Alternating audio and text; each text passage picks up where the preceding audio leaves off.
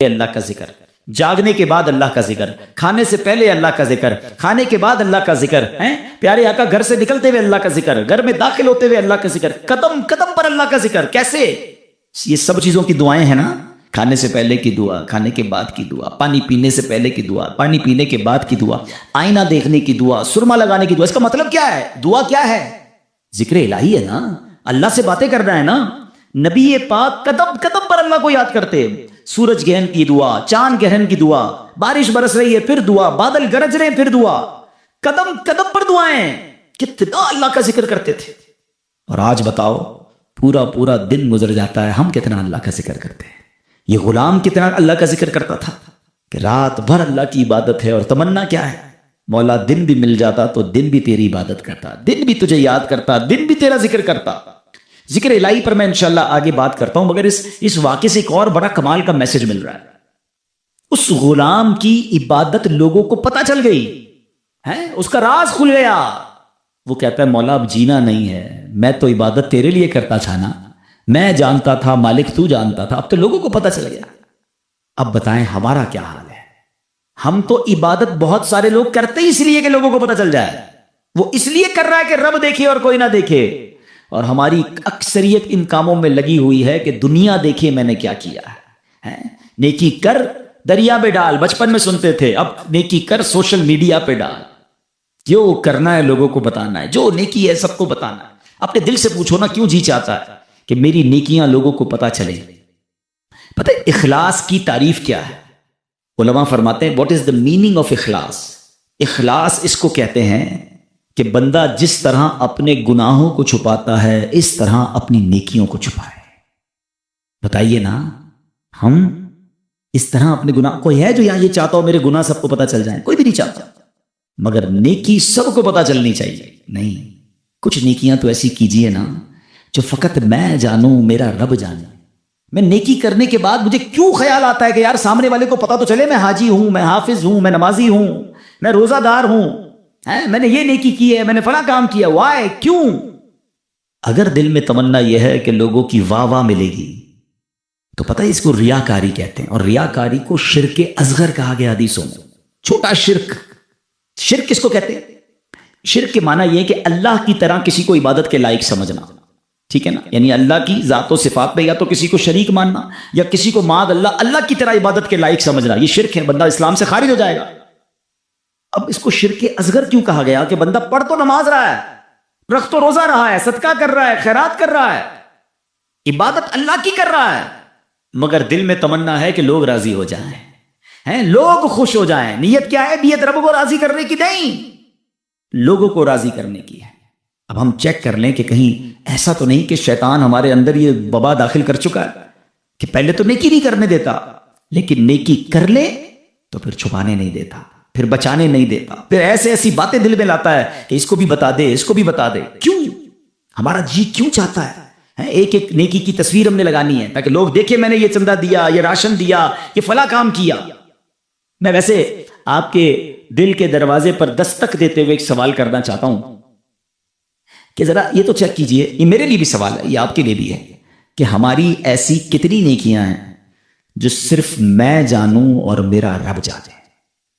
اپنے آپ سے پوچھئے گا، اکیلے میں پوچھئے گا کہ ایسا کیا میں نے کیا ہے نیکی کا کام جو اور کسی کو نہیں پتا، میں جانوں اور میرا رب جانے. آپ کو پتہ ہے پہلے کے زمانے کے کچھ بزرگان دین ایسے ہوتے تھے کہ وہ غریبوں کی مدد کرتے تھے مگر ان غریبوں کو بھی پتہ نہیں چلتا تھا کون مدد کر رہا ہے. بعض اوقات ان بزرگوں کا انتقال ہوتا نا تو لوگ کہتے ہیں یار وہ ہر مہینے مدد آتی تھی، راشن آتا تھا، اب نہیں آ رہا، تو پتہ چلتا تھا کہ وہ فلاں بزرگ کا وصال ہوا ہے، وہ ہر مہینے مدد کرتے تھے مگر کبھی انہوں نے نہیں بتایا، پتہ لگنے بھی نہیں دیا. اور آج ہم کسی کی مدد کریں تو اس پر احسان جتاتے ہیں، بھائی یاد ہے نا میں نے مدد کی تھی، بھول تو نہیں کہ تیرا ساتھ دیا تھا. ہر مہینے اگر کسی کی مدد کر رہے ہیں تو ہر مہینے احسان جتا رہے ہیں، ہر مہینے اس پر روپ جھاڑ رہے ہیں. نہیں میرے پیارے اسلامی بھائی، نیکی کیجئے مگر اللہ کے لیے. کچھ ایسی تلاوت، کچھ ایسے نوافل. باپ دیکھیں نا تہجد بندہ کب پڑھتا ہے؟ رات کو پڑھتا ہے، بعض اوقات اکیلے میں پڑھتا ہے جب کوئی نہیں دیکھ رہا، دنیا سو رہی ہے، آپ تہجد پڑھ رہے. کیا کمال کا یہ کام ہے کہ میں جانوں رب جانے. مگر شیطان کو صبر نہیں آتا نا، وہ کہتا ہے اس نے تہجد پڑھ لی تو جنت میں چلا جائے گا، اب اس کی تہجد کیسے خراب کروں. تو وہ کیا کرتا ہے؟ وہ دل میں خیال ڈالتا ہے کہ ایسا کرو دوسروں کو بتاؤ. وہ کیا کرتا ہے؟ صبح اٹھ کے کوئی نہ کوئی بہانہ چاہیے. اب کچھ لوگ پتہ کیا کرتے ہیں، یار آج بہت تھکا ہوا ہوں. خیریت کیوں تھکے ہوئے؟ وہ میں تہجد سے اٹھ جاتا ہوں نا. اچھا ماشاءاللہ تہجد بھی پڑھتے ہیں. بس اس نے یہ کہنا ہے تو ساڑے دل وچ ٹھنڈ پہ گئی کہ انہوں نے تھاری تہجد دا پتہ چل گیا. وہ پتہ تو چل گیا، ڈیلیٹ بھی ہو گیا بھائی. کیوں پتہ چل گیا؟ کیوں بتانا؟ اللہ کرے یہ بات اس غلام کے اس واقعے سے کیسی بات سیکھنے کو مل رہی ہے. مالک کو پتہ چل گیا، حالانکہ اس نے نہیں بتا، ہم تو بتاتے ہیں، اس نے بتایا نہیں تھا، یہ تو چھپ کے کر رہا تھا، مگر پتہ چل گیا تو کہتا ہے مولا اب راز ہی کھل گیا تو اب جینے کا کیا فائدہ ہے. ہائے ہائے، غلام تو نہیں کہوں گا، اس آقا کے صدقے اللہ مجھے بھی اخلاص نصیب فرمائے، آپ کو بھی نصیب فرمائے. اچھا اب بات کرتے ہیں سنت رسول، ذکر الہی کی. ہائے ہائے کیسا کمال کا کام ہے یہ ذکر الہی. اللہ کریم کس طرح قرآن مجید میں ہمیں ذکر کرنے کا حکم ارشاد فرماتا ہے. فرمایا یا ایھا الذین آمنوا اذکروا اللہ ذکرا کثیرا. آسان ترجمہ قرآن کنز الایمان، اے ایمان والو اللہ کو بہت یاد کرو. کتنا؟ نبی پاک علیہ السلام کی حدیث ہے، اللہ کو اتنا یاد کرو، اتنا ذکر کرو کہ لوگ تمہیں دیوانہ کہنے لگے. بس اللہ کی یاد کرتے رہا کرو، ذکر الہی کرتے رہا کرو. ہے مگر ہمارا حال کیا ہے کہ زبان فضول باتیں تو کرتی ہے مگر اللہ کا ذکر نہیں کرتی ہے. ہمارے بزرگ کیسے ذکر کرتے تھے؟ حضرت جنید بغدادی کا نام سنا ہوگا رضی اللہ تعالیٰ، بہت بڑے اللہ کے ولی. آپ کے بارے میں آتا ہے کہ آپ اتنا ذکر الہی کرتے تھے، ایک بار نائی کی دکان پر گئے مونچھیں ترشوانے کے لیے. تو نائی کہتا ہے حضرت تھوڑی دیر خاموش ہو جائیں ورنہ آپ کی ہونٹ پہ کٹ لگ جائے گا، میں مونچھیں کاٹ رہا ہوں آپ ذکر کر رہے ہیں. وہ کہتے ہیں ذکر کرتا رہوں گا، تم اپنا کام کرو، ہونٹ کٹتا ہے تو کٹ جائے، میں نے ذکر نہیں چھوڑنا. اتنی دیر کے لیے بھی ذکر الہی نہیں چھوڑنا ہوتا تھا.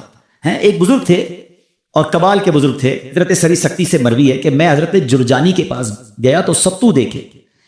وہ ستو پی رہے تھے، روٹی نہیں کھاتے تھے. تو میں نے کہا حضرت روٹی آپ کیوں نہیں کھاتے، ستو کیوں پیتے؟ وہ کہتے ہیں میں نے کیلکولیشن کی، روٹی کھانے میں اور ستو کھانے میں 90 تسبیحات کا فرق ہے. میں اگر ستو پیتا ہوں تو پیٹ پھر بھی بھر جاتا ہے، مگر میں روٹی کھاتا ہوں تو ٹائم زیادہ لگتا ہے.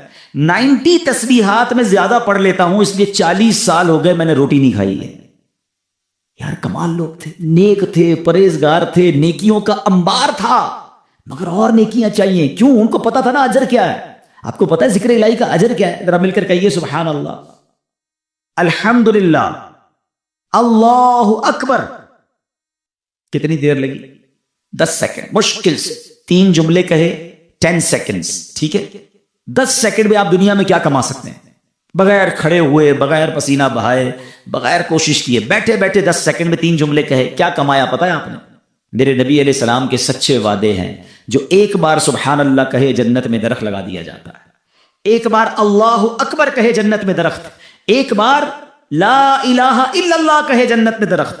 مجھے بتاؤ تو صحیح کتنی دیر لگتی ہے؟ آپ نے بیٹھے بیٹھے 3 جنت میں درخت لگا دیا. اچھا یہ تو چونکہ نبی پاک کی حدیث ہے ہمیں عمل کرنا چاہیے، لیکن دنیاوی اسکیم ہو تو آج اگر اعلان کر دوں کہ بھائی یہ فیضان مدینہ میں آپ سب بیٹھ جائیں، آج فجر تک جو جتنی بار سبحان اللہ کہے گا اتنے 1000 روپے ملیں گے. بندہ کہے گا حضرت فجر تک کیوں آپ کہیں، 2-3 دن بیٹھ جاتے ہیں، موبائل بند، تسبیح ہاتھ میں، ہر سبحان اللہ پر 1000 روپے، 100 سبحان اللہ پہ لاکھ روپے. اوئے ہوئے آج تو امیر کروڑ پتی ہو کے جاؤں گا. مجھے سچ بتاؤ سبحان اللہ کہنے پر 1000 روپے زیادہ قیمتی ہیں یا میرے آقا فرما رہے ہیں کہ اس کے لیے جنت میں درخت لگ جاتا ہے؟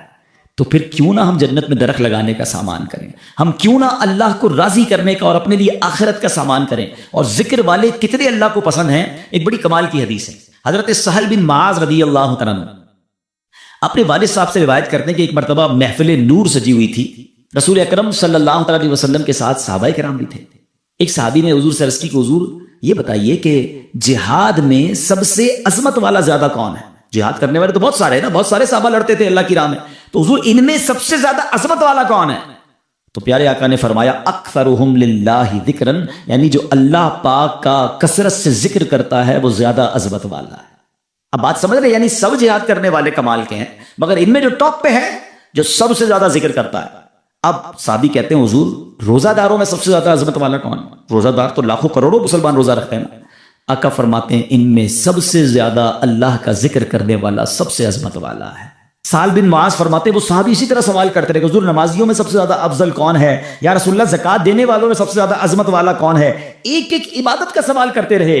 آقا سب کے جواب میں یہ فرماتے رہے اکثرہم للہ ذکرن، یعنی جو اللہ پاک کا ذکر کثرت سے کرتا ہے وہ اس کیٹیگری میں ان لوگوں میں سب سے زیادہ افضل اور عظمت والا ہے۔ اب حضرت ابو بکر صدیق رضی اللہ تعالیٰ عنہ بھی حاضر تھے، حضرت عمر فاروق بھی موجود تھے۔ ابو بکر صدیق رضی اللہ تعالیٰ عنہ جو مسلمانوں کے پہلے خلیفہ ہیں، وہ حضرت عمر سے کہتے ہیں اے عمر، یوں تو ذکر الہی کرنے والے ساری بھلائیاں لے گئے۔ تو نبی پاک نے جب یہ سنا تو کہا ہاں اے ابو بکر، بات ایسی ہی ہے، جو ذکر اللہ کی کثرت کرتا ہے وہ ساری بھلائیاں ہی سمیٹ لیتا ہے۔ یعنی ٹاپ آف دا لیول اگر کچھ لوگ ہیں تو وہ کون ہیں؟ وہ ذکر الہی کرنے والے ہیں۔ اے میرے پیارے اسلامی بھائیوں، اب ہمیں یہ غور کرنا ہے کہ ہم کتنا ذکر کرتے ہیں، ہماری زبان پر کتنا ذکر ہوتا ہے۔ حضرت معاذ بن جبل رضی اللہ تعالیٰ عنہ کہتے ہیں میری نبی پاک علیہ الصلوۃ والسلام سے ان کی ظاہری حیات میں جو آخری ملاقات ہوئی نا، تو میں نے نبی پاک سے کہا حضور مجھے کوئی نصیحت فرما دیجیے۔ تو پیارے آقا علیہ الصلوۃ والسلام سے کہتے ہیں حضور کون سا عمل اللہ کی بارگاہ میں سب سے بہتر اور سب سے زیادہ قرب حاصل کرنے والا؟ تو پیارے آقا علیہ السلام نے فرمایا اے معاذ، تمہیں موت اس حال میں آئے کہ تمہاری زبان ذکر اللہ سے تر ہو، سب سے افضل عمل۔ ٹھیک ہے نا؟ مفتی احمد خان نعیمی کے تحت فرماتے ہیں کہ اس کا مطلب یہ ہے کہ بندہ پورا دن کچھ نہ کچھ اللہ کا ذکر مختلف انداز سے کرتا رہے۔ موت کے آنے کا تو پتہ نہیں نا، ملک الموت تو کبھی بھی آ سکتے ہیں، تو وہ جب بھی میری روح قبض کرنے آئے میں اللہ کی یاد میں ہوں، اللہ کے ذکر میں ہوں، عبادت میں ہوں۔ اللہ اکبر۔ اب ذرا غور کریں جن کا پورا دن گزرتا ہے اور زبان پر ذکر الہی نہیں ہوتا۔ نبی پاک علیہ السلام نے فرمایا کہ جس کا آخری کلام لا الہ الا اللہ ہوگا دخل الجنہ، وہ جنت میں داخل ہو جائے گا۔ اچھا چاہتے سب ہیں، اب اگر میں سوال کروں گا جواب مجھے نہ دیں، اپنے آپ کو دے دیں۔ آج پورے دن میں کتنی بار کلمہ پڑھا ہے؟ اچھا پورے ہفتے میں کتنی بار کلمہ پاک پڑھا ہے؟ مہینہ پورا گزر گیا کتنی بار کلمہ پاک پڑھا ہے؟ اب حال دیکھ لیں، مرتے وقت سب کو کلمہ چاہیے، زندگی میں پڑھنے کے لیے تیار کوئی نہیں ہے۔ ایسا نہ کریں، یہ افضل الذکر ہے، سب سے افضل ذکر حدیث میں فرمایا افضل الذکر لا الہ الا اللہ۔ اور یہی بات نبی پاک نے فرمائی نا کہ تمہاری آخری جو الفاظ ہوں زبان پر اے معاذ وہ اللہ کا ذکر ہو، یہ اللہ کی بارگاہ میں سب سے زیادہ قرب دلانے والا عمل ہے۔ اب علماء نے اسے بڑی آسانی کر دی ہے۔ ہاں اب ذرا غور سے سنیے گا۔ اب ذکر اللہ کی مختلف صورتیں ہیں، ایسا نہیں بالکل یقیناً اللہ کا ذکر اللہ اللہ اللہ سبحان اللہ لا الہ الا اللہ اللہ اکبر سبحان اللہ وبحمدہ سبحان اللہ العظیم یا رحمانو یا رحیمو یا سلامو، یہ سارے اللہ کے ذکر ہیں، مختلف اللہ کے نام لیتے رہیں۔ اللہ کی یاد میں جتنا ذکر کریں گے یہ ذکر باللسان ہے، یہ زبان سے ذکر ہے۔ مگر ذکر کی اور بھی صورتیں ہیں۔ آئے ہائے، علماء فرماتے ہیں کہ اللہ کی نعمتوں کے بارے میں غور و فکر کرنا بھی ذکر اللہ ہے۔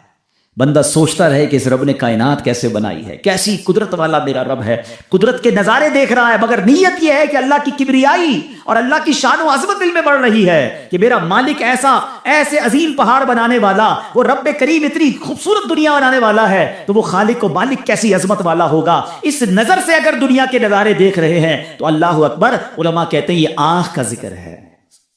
اچھا پھر آگے فرمایا دل میں ہے، بندہ تنہا بیٹھا ہے اور اللہ کو یاد کر رہا ہے، اللہ کی کبریائی اور اس کی عظمت و شان کو یاد کر رہا ہے، اللہ کو دل ہی دل میں پکار رہا ہے، فرمایا یہ دل کا ذکر ہے۔ اچھا پھر اللہ کا ذکر سننا، یہ کانوں کا ذکر ہے۔ اور سبحان اللہ، اب مزے کی بات سنیں، نعت پاک مصطفیٰ سننا یہ بھی اللہ کا ذکر ہے۔ اللہ پاک کے بندوں کی باتیں سننا یا پڑھنا یہ بھی اللہ کا ذکر ہے، ان کا ذکر خیر سننا، سیرت کی باتیں سننا۔ بلکہ علماء تو فرماتے ہیں عبرت کے لیے اللہ پاک کے دشمنوں کے احوال پڑھنا بھی ذکر الہی میں شامل ہے۔ اب یہ بڑی عجیب بات ہے، ہو سکتا ہے کسی کے ذہن میں سوال آئے کہ ٹھیک ہے اللہ کو یاد کرنا، اللہ کا ذکر کرنا یہ تو ذکر الہی ہے، اللہ کے محبوب بندوں کا ذکر اللہ کا ذکر کیسے ہو گیا ہے؟ اللہ کے نبی علیہ السلام کا ذکر اللہ کا ذکر، بلکہ دشمنوں کے احوال پڑھنا یہ اللہ کا ذکر کیسے ہوا؟ مفتی احمد یار خان نعیمی رحمۃ اللہ تعالی علیہ نے بڑی پیاری بات بتائی، فرماتے ہیں ایک ذکر ہوتا ہے بالواسطہ اور ایک ہوتا ہے بلا واسطہ۔ بلا واسطہ کیا ہے کہ اللہ ہی کا نام لے رہے ہیں، اللہ ہی کا ذکر کر رہے ہیں، اللہ ہی کو یاد کر رہے ہیں، یہ تو براہ راست اللہ کا ذکر ہو گیا نا، بلا واسطہ، نو واسطہ، کوئی بیچ میں واسطہ نہیں۔ مگر بالواسطہ ذکر الہی کیا ہے کہ اس کے محبوبوں کی محبت کا چرچا کرنا، اس کے دشمنوں کی برائی کا ذکر کرنا۔ اور وہ کیسے؟ لاجیکلی اب سمجھایا مفتی صاحب نے۔ اب میں آپ سب سے ایک سوال کرتا ہوں، قرآن پاک اللہ کا ذکر ہے کہ نہیں ہے؟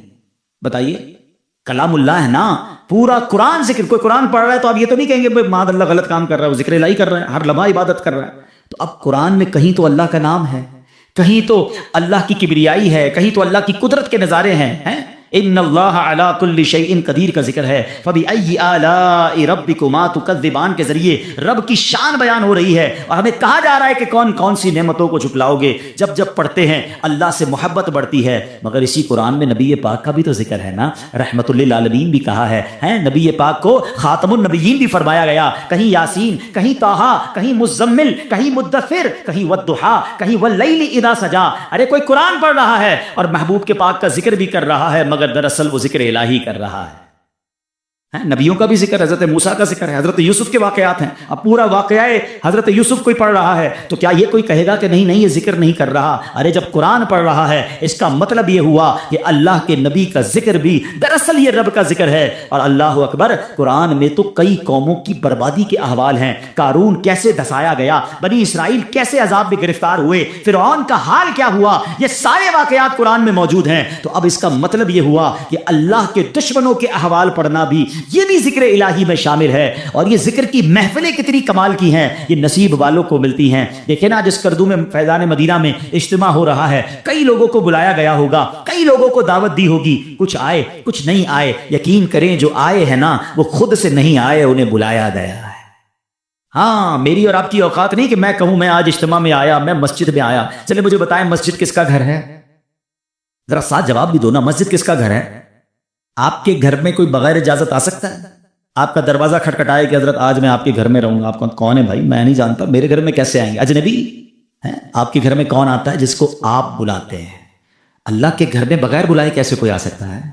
ہم سب کو بلایا گیا ہے، ہمیں موقع دیا گیا ہے، ہمیں سعادت دی گئی ہے۔ اور سنو، اللہ کے گھر میں آتے رہا کرو۔ کئی لوگ پورا ہفتہ نہیں آتے، جمعے کی نماز پڑھتے ہیں، باقی پورا ہفتہ نہیں آتے۔ وہ غور کریں کہ ایسا کیا گناہ ہو گیا کہ میرا رب مجھے کیوں نہیں بلاتا، روز 5 وقت مہمان کیوں نہیں بنتا؟ مبارک ہو اسے جو مسجد میں جس کا دل لگتا ہے اور بار بار آتا ہے۔ ایک اور مزے کی بات بتاؤں، آپ کے قسم قسم کے رشتہ دار اور دوست ہیں۔ جو دور کا دوست ہوتا ہے نا، وہ سال میں کبھی کبھی ایک بار آ جاتا ہے۔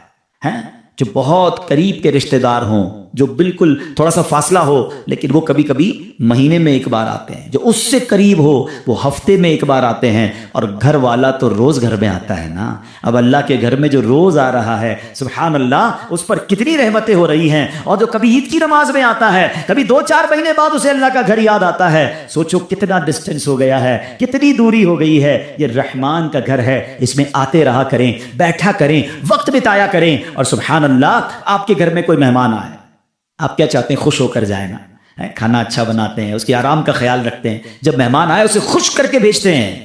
بتاؤ نا، کریم کے در پر کوئی مہمان آئے گا وہ اسے راضی نہیں کرے گا؟ اللہ کے مہمان بنو، پھر دیکھو رب کیسی عطائیں فرماتا ہے۔ پرابلم یہ مسجد میں ایک تو آتے دل نہیں لگتا، آتے تو بھاگنے کا جی چاہتا ہے۔ بیٹھا کریں۔ اور اب میں آپ کو بتاتا ہوں کہ جو ذکر اللہ کی محفل ہے نا، ابھی ذکر کی محفل ہو رہی ہے نا، اللہ کے پیاروں کا ذکر ہو رہا ہے، اللہ کے ذکر کی باتیں، قرآن کی باتیں، یہ بڑی کمال کی محفل ہے۔ بڑی پیاری حدیث سناتا ہوں، حدیث پاک کا خلاصہ ہے۔ میرے آقا علیہ الصلوۃ والسلام فرماتے ہیں کہ اللہ تعالیٰ کے کچھ فرشتے ہیں کہ جو زمین کی سیر کرتے ہیں، ان کی ڈیوٹیز ہیں۔ کچھ فرشتوں کی ڈیوٹی یہ ہے کہ جہاں ذکر الہی ہوتا ہے نا، اس محفل کو اپنے پروں سے ڈھانپ لیتے ہیں۔ اب کیا ہوا، وہ فرشتے جب اجتماع سے فارغ ہوتے ہیں اللہ کی بارگاہ میں جاتے ہیں۔ اللہ کو سب معلوم ہے کہاں سے آ رہے ہیں۔ اللہ فرماتا ہے فرشتوں کہاں سے آ رہے ہو؟ کہتے ہیں یا اللہ ایک جگہ بندے جمع ہے تیرا ذکر کر رہے ہیں۔ اللہ فرماتا ہے فرشتوں یہ بتاؤ انہوں نے مجھے دیکھا ہے جو میرا ذکر کرتے ہیں؟ کہ یا اللہ تجھے نہیں دیکھا۔ ارشاد ہوتا ہے فرشتوں بتاؤ کیا مانگ رہے ہیں؟ کہتے ہیں یا اللہ جنت مانگ رہے ہیں۔ ارشاد ہوتا ہے جنت دیکھی ہے؟ کہ یا اللہ دیکھی نہیں۔ اچھا دیکھ لیتے تو کیا کرتے؟ اے رب جنت دیکھ لیتے، شوق سے مانگتے۔ ارشاد ہوتا ہے یہ بتاؤ کس چیز سے پناہ مانگ رہے تھے؟ عرض کرتے ہیں مولا جہنم سے پناہ مانگ رہے تھے۔ ارشاد ہوگا جہنم دیکھی ہے؟ کہتے نہیں یا اللہ جہنم دیکھی نہیں انہوں نے۔ اچھا بتاؤ دیکھ لیتے تو کیا کرتے؟ ارشاد ہوتا عرض کرتے مولا اگر وہ جہنم دیکھ لیتے، تڑپتے، جہنم سے پناہ مانگتے۔ ارشاد باری ہوتا ہے اے فرشتوں گواہ ہو جاؤ، جن بندوں نے مجھے دیکھا نہیں پھر بھی مجھے یاد کر رہے ہیں، جنت دیکھی نہیں جنت مانگ رہے ہیں، جہنم دیکھی نہیں جہنم سے پناہ مانگ رہے ہیں، اے فرشتوں گواہ ہو جاؤ میں نے ان سب کی مغفرت فرما دی۔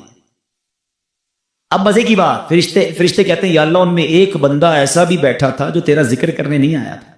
ہو سکتا ہے ہمارے پاس بھی ایسا کوئی بھائی آیا ہو جس کا آنے کا ارادہ نہ ہو، دوست پکڑ کے لے آیا چلو یار تھوڑی دیر کے لیے پھر بعد میں کہیں اور چلے جائیں گے، نیت ذکر کی نہیں ویسے ہی آ گیا۔ فرشتے کہتے ہیں مولا ایک بندہ ایسا ہے جو تیرا ذکر کرنے نہیں آیا تھا۔ اللہ فرماتا ہے اے میرے فرشتوں یہ وہ مجلس ہے، یہ وہ محفل ہے جس کے ہم نشین محروم نہیں ہوتے، میں نے اس کی بھی مغفرت فرما دی ہے۔ اللہ کرے کہ اجتماع ہم سب کی مغفرت کا ذریعہ بنے۔ فرشتے جا کر بتائیں اللہ کو کہ مولا تیرے بندے بیٹھے ایک جگہ پر، گناہ گار ہیں، تیرے گھر میں تو بیٹھ کر تجھے یاد کر رہے ہیں، مانتے ہیں گناہ گار ہیں مولا، مگر تیرے سوا کون بخشنے والا ہے؟ جہنم سے پناہ مانگتے ہیں مولا تجھ سے، تیری جنت کا تجھ سے سوال کرتے ہیں، اللہ بڑا کریم ہے۔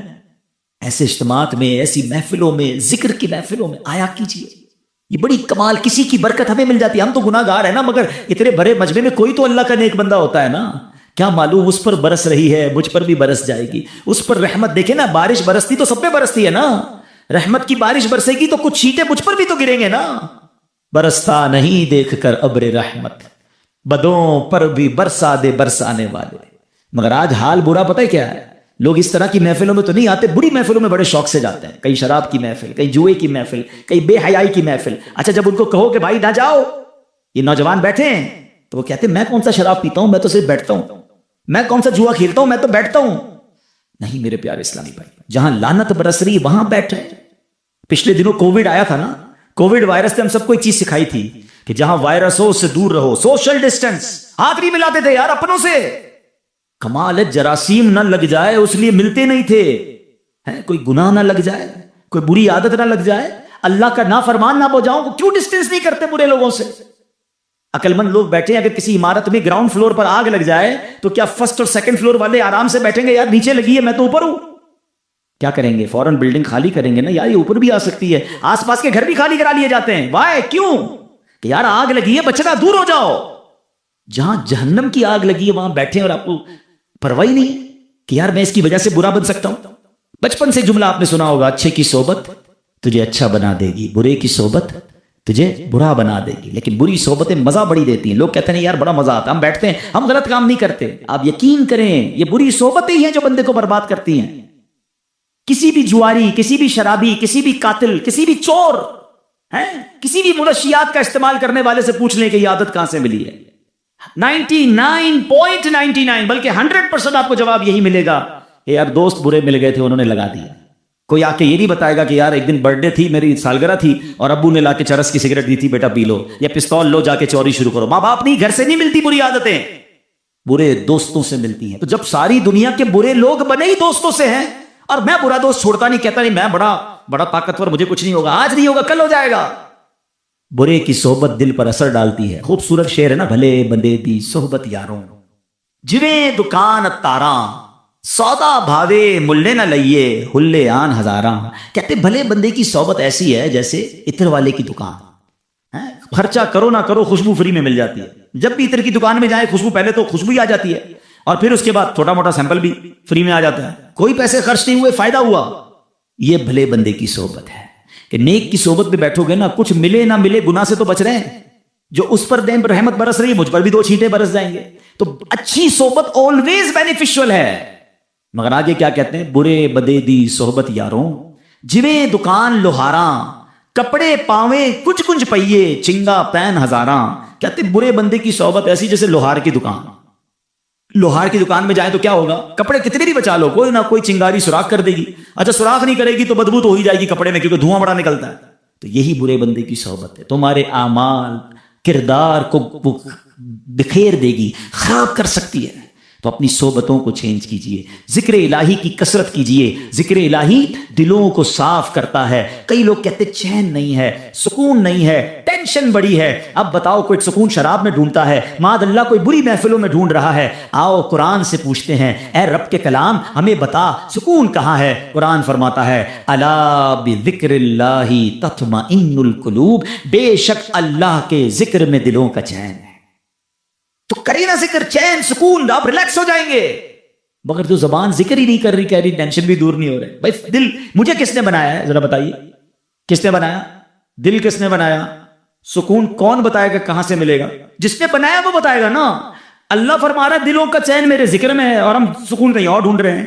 ارے جب رب نے بتا دیا تو ذکر کر لو، سکون مل جائے گا۔ اور یہ جو نبی پاک نے حضرت معاذ سے فرمایا کہ معاذ تمہیں موت اس حال میں آئے کہ تم اللہ کی ذکر سے تمہارا زبان تر ہو، تم حالت ذکر میں ہو۔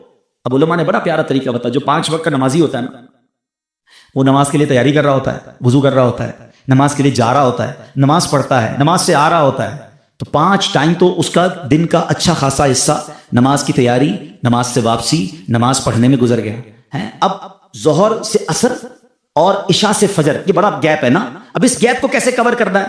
تو علماء فرماتے ہیں کہ اس میں مزید اللہ پاک کا ذکر کر لے۔ صبح فجر سے لے کے ظہر میں بھی بڑا گیپ ہے، تو فجر کے بعد اللہ توفیق دے تو اشراق چاش پڑھ لے۔ اچھا، ہر نماز کے بعد تسبیح فاطمہ پڑھے، 33 بار سبحان اللہ، 33 بار الحمدللہ، 34 بار اللہ اکبر، تو یہ بھی کچھ اللہ کا ذکر ہو گیا۔ اللہ توفیق دے تو رات سونے سے پہلے صلاۃ التوبہ پڑھ لے، سورہ ملک کی تلاوت کر لے، اللہ اور توفیق دے تو تہجد کی نماز اٹھ کے پڑھ لے۔ تو کبھی نہ کبھی، یعنی ہر تھوڑی دیر بعد میرا عمل ذکر الہی سے ہے، تسبیح ہاتھ میں ہو، درود پاک پڑھ لے، سبحان اللہ۔ اب یہ وہ عمل ہیں کہ بندہ اگر ان اعمال میں رہے گا تو سچ بتاؤ، اس بندے کا جب موت کا وقت آئے گا تو کتنا بڑا چانس ہے کہ کسی نہ کسی موقع پہ ذکر ہی کر رہا ہوگا، نعت سن رہا ہے، تلاوت سن رہا ہے، خود تلاوت کر رہا ہے، اجتماع میں بیٹھا ہے، درس دے رہا ہے، درس سن رہا ہے، نماز پڑھ رہا ہے، ذکر کر رہا ہے، مارکیٹ میں گیا ہے، نوکری بھی کر رہا ہے، کاروبار بھی کر رہا ہے، تو وہاں بھی اللہ کا ذکر زبان پر جاری ہے۔ ارے کام تو ہاتھ سے کرتے ہیں نا، کہ ذکر الہی نہیں کر سکتے؟ مسلمانوں کی خیر خواہی کریں، مسلمانوں کی بھلائی والے کام کریں، حلال کمانا بھی عبادت ہے،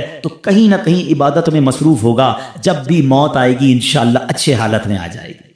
علماء فرماتے بندہ جس حال میں مرے گا نا، اسی حال میں اٹھایا جائے گا۔ تمنا کیا ہے ہماری؟ اے اللہ ہمیں سجدے والی موت دے دے، اور وہ سجدہ بھی کاش مسجد نبوی والا ہو، مدینے والا ہو، کلمے والی موت ملے، درود والی موت ملے۔ اچھی موت کس کو چانس ملے گا؟ جو روز نماز پڑھتا ہوگا نا، جو پورے دن میں نماز ہی نہیں پڑھ رہا اور معاذ اللہ جھوٹ بول رہا ہے، گالیاں نکال رہا ہے، شرابیوں کی محفل میں بیٹھ رہا ہے، فلمیں ڈرامے دیکھ رہا ہے، موبائل پہ بھی بے حیائی دیکھ رہا ہے۔ بتاؤ کتنا بڑا چانس ہے کہ جب ملک الموت آئیں گے تو وہ اسی حالت میں مر جائے، اور اسی حالت میں مرنے والے کو اسی حالت میں اٹھایا جائے۔ ہماری تمنا تو یہ ہے کہ میں سو جاؤں یا مصطفیٰ کہتے کہتے، کھلے آنکھ صلی اللہ کہتے کہتے۔ ایسا نہیں ہو سکتا معاذ اللہ کوئی شراب کے نشے میں ہے یا کوئی بے حیائی کر رہا ہے اور ملک الموت آئے تو وہ کہے کہ بھائی ابھی روح قبض نہ کرو، میں ذرا توبہ کر لوں۔ نہیں، آگاہ اپنی موت سے کوئی بشر نہیں، سامان 100 برس کا ہے، پل کی خبر نہیں۔ تو اے میرے پیارے اسلامی بھائیوں، آج نیت کر لیں، جس حالت میں مرنا نہیں چاہتے نا، وہ کام چھوڑ دیں، کیونکہ ایسا نہیں ہوگا کہ آپ کوئی غلط کام کر رہے ہیں اور موت آ گئی تو آپ روک سکیں گے۔ تو اب آپ ڈیسائیڈ کر لیں کہ کس حالت میں مرنا ہے اور کس حالت میں نہیں مرنا۔ جس حالت میں نہیں مرنا نا، فارمولا سمپل یہ ہے کہ وہ کام چھوڑ دیں کہ یار موت تو اس وقت بھی آ سکتی ہے، اور جس حالت میں مرنا چاہتے ہیں وہ کام بڑھا دیں۔ اللہ اللہ، ذکر الہی، نمازیں، درود، تلاوت، اچھی محفلیں، بری صحبتوں کو چھوڑیں۔ اور اب آخر میں ایک بڑی خوبصورت حدیث پاک، معراج کی رات میرے آقا علیہ السلام نے عرش کے نور میں ایک لپٹا ہوا آدمی دیکھا۔ میں نے پوچھا من ھذا ام ملک، کیا کوئی یہ فرشتہ ہے اللہ کے عرش کے نور میں لپٹا ہوا، اتنا بڑا مقام؟ کہا گیا نہیں۔ آقا فرماتے انبی، کوئی نبی ہے؟ سوچے کتنا بڑا مقام ہوگا کہ نبی پاک سوال کیا کر رہے ہیں، جبریل میں سے کوئی فرشتہ ہے، کوئی نبی ہے ایسے مقام پر؟ تو کہا کہ نہیں۔ میں نے کہا من ہوا؟ آقا فرماتے ہیں علیہ السلام، میں نے پوچھا پھر یہ کون ہے؟ ارشاد و حضور، یہ وہ شخص ہے جس کے اندر 3 عادتیں تھیں۔ سچ بتاؤ، میں ابھی عادتیں نہیں بتاتا ہوں، اگر اتنا بڑا مقام ملنا ہے تو کچھ نہیں ہوتی، عادتیں اپنا لینی چاہیے نہیں اپنا لینی چاہیے؟ خود بتاؤ یار، پھر تو جو بھی کر لیں گے بھائی، اتنا بڑا ہی نا۔ اب کام کیا ہے؟ زیادہ مشکل نہیں ہے۔ فرمایا اس کی 3 صفات تھی۔ نمبر 1، اس کی زبان ہمیشہ ذکر اللہ سے تر رہتی تھی۔ زبان تر کر لو نا یار، اللہ اللہ اللہ، سبحان اللہ، اللہ اکبر، لا الہ، فضول باتیں کم کر۔ نمبر 2، اس کا دل مسجد کی طرف لگا رہتا تھا۔ مسجد سے نکلنے کے بعد پھر بھی دل چاہتا مسجد میں جاؤں۔ پتہ ہے علماء کیا فرماتے ہیں؟ کسی کے اگر ایمان کو چیک کرنا ہے نا کتنا مضبوط ہے، یہ چیک کرو کہ اس کا مسجد سے تعلق کتنا مضبوط ہے۔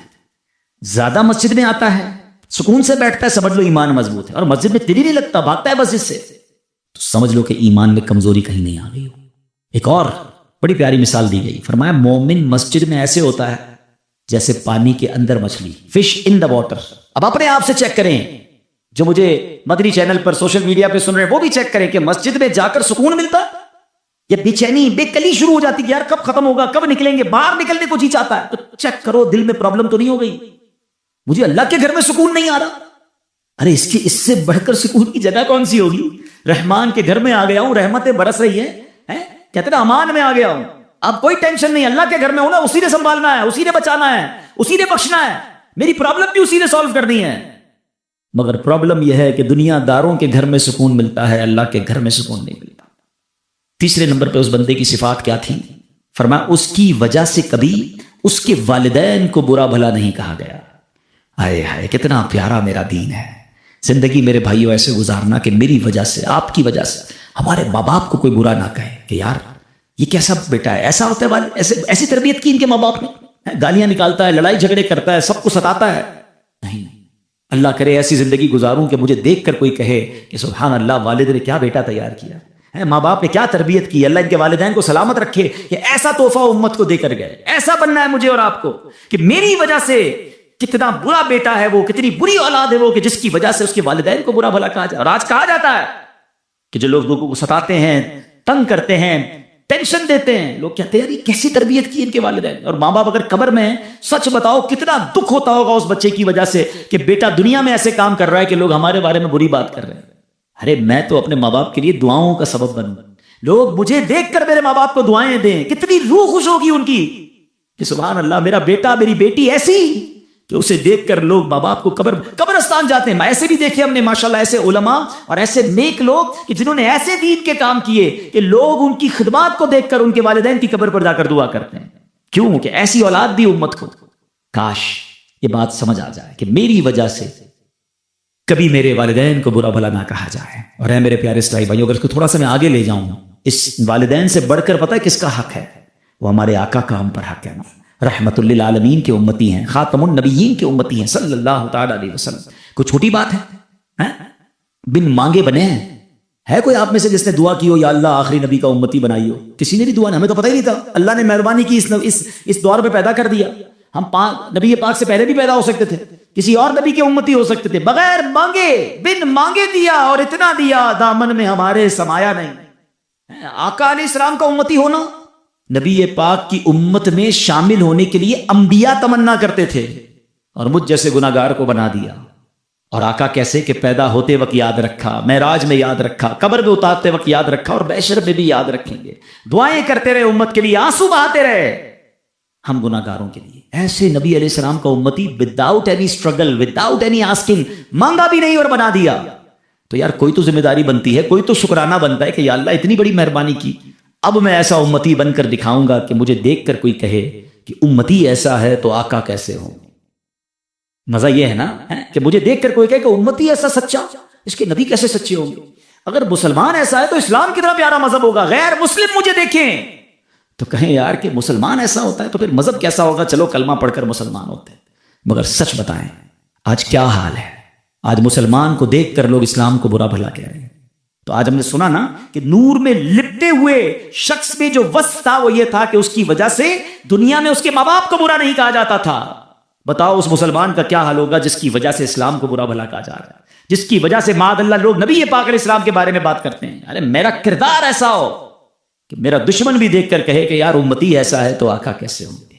آؤ نا یہ نیت کرتے ہیں کہ یار اب زندگی ایسی گزاروں گا کہ انشاءاللہ میری ذات سے اسلام کا نام روشن ہوگا، میری ذات سے انشاءاللہ اسلام کا نام برباد نہیں ہوگا۔ اب بالکل اسی طرح یہ وطن بھی اللہ نے بڑی نعمت دی ہے، یہ بھی نیت کر لو کہ میری وجہ سے میرے وطن کا نام بھی خراب نہیں ہوگا۔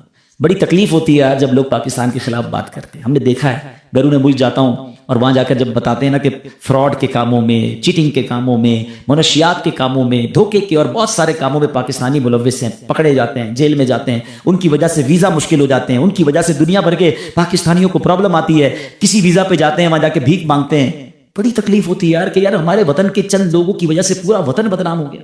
اور پاکستان میں بھی یہی حال ہے، لوگ ملاوٹ کرتے ہیں، لوگ جھوٹ بولتے ہیں، ڈر لگتا ہے مسلمان کو امانت دیتے میں، ڈر لگتا ہے کہ پتہ نہیں واپس دے گا کہ نہیں، ادھار مال دوں گا پیسے آئیں گے کہ نہیں آئیں گے۔ تف نہیں ہے یار، اس نبی کا امتی ہوں کہ جس کو کفار بھی امین اور صادق کہتے تھے، صادق اور امین آقا کا امتی ہو کر امانت دار نہیں ہے، لوگ ڈرتے ہیں ہم سے کام کرنے میں۔ کیسا امتی ہوں، منہ نہیں دکھانا نبی پاک کو قیامت کے دن۔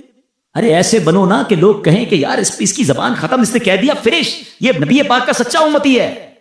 کیا یہ میری اور آپ کی ذمہ داری نہیں بنتی ہے؟ آج ہمارے وطن کی پروڈکٹ لوگ نہیں خریدتے، بلکہ ہم خود اپنے وطن کی یا مسلمان ملک کی دوائی لینے میں ڈر رہے ہوتے ہیں کہ یار پتہ نہیں ملاوٹ نہ ہو، باہر سے منگوا لو۔